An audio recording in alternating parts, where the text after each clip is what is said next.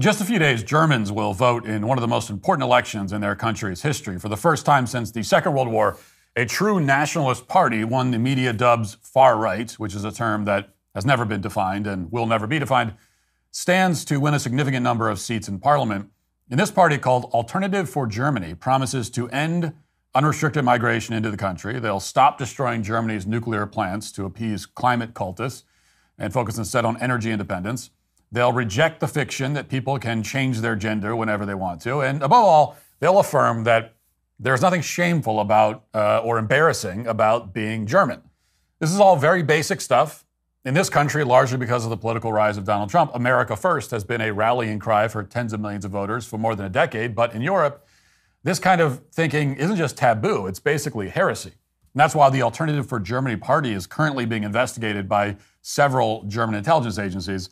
And it's also why J.D. Vance just gave what may be the single most consequential speech by a U.S. politician in Europe since Reagan was in office.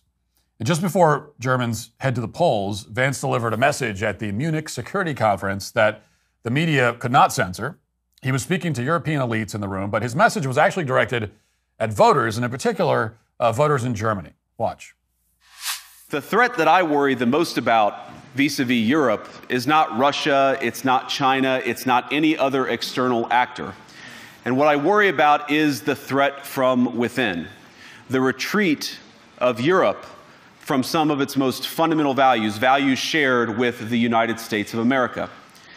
Now, I was struck that a former European commissioner went on television recently and sounded delighted that the Romanian government had just annulled an entire election.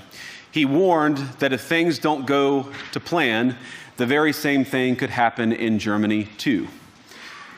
Now, these cavalier statements are shocking to American ears. For years, we've been told that everything we fund and support is in the name of our shared democratic values.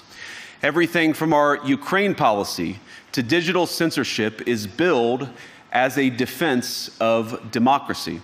A little over 2 years ago, the British government charged Adam Smith Connor, a 51-year-old physiotherapist and an Army veteran, with the heinous crime of standing 50 meters from an abortion clinic and silently praying for 3 minutes.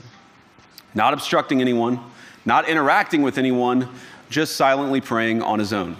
This last October, just a few months ago, the Scottish government began distributing letters to citizens whose houses lay within so-called safe access zones, warning them that even private prayer within their own homes may amount to breaking the law. Democracy rests on the sacred principle that the voice of the people matters. There's no room for firewalls. You either uphold the principle or you don't.